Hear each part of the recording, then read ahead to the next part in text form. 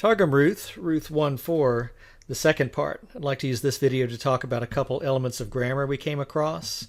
So the first one here has to do with Nashin Nuka Ra'in, where we have a masculine plural ending on what we would think would be feminine plural. Now here's an "een" ending, but of course this is a feminine plural, it's women. So what's going on here?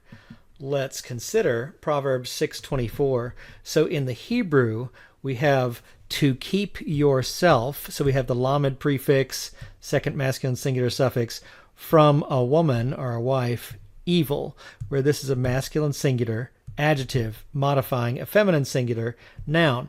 Now it's interesting, in the Targum to Proverbs, it's the same meaning, but here we have the woman word or the wife word, where this is quite clearly a feminine singular adjective, where the hey here has become a tav. So we have this same dynamic sometimes happening in Hebrew and in our passage here in Targum Ruth in Aramaic, where there's a masculine adjective modifying a feminine noun. So continuing now, let's look at this pair of expressions. I've got it both in the Hebrew and in the Aramaic. So in the Hebrew, it's the name of the one, where you see here we have the article before the word for one, and it's definitely the feminine version of one, where we have and the name of the second, where this would be the ordinal.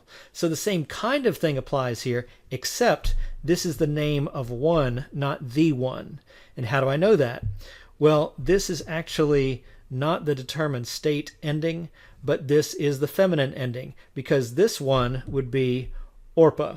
And then here we have the name of the second. That is a determined state ending for the ordinal second. Now, let's look at Genesis 4:19 and Targum Pseudo-Jonathan, which we remember is the same dialect of Aramaic, late Jewish literary Aramaic. And the English meaning here is then Lamech. So you see Lamech took two wives. The name of one was Adah.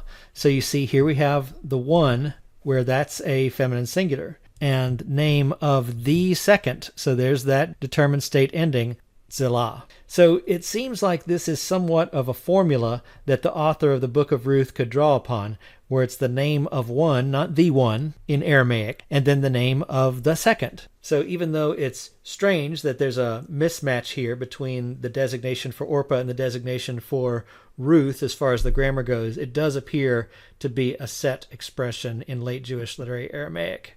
So let's come back now to Ruth 1:4, and there's a final video for sharing about the interesting inserts here in this verse.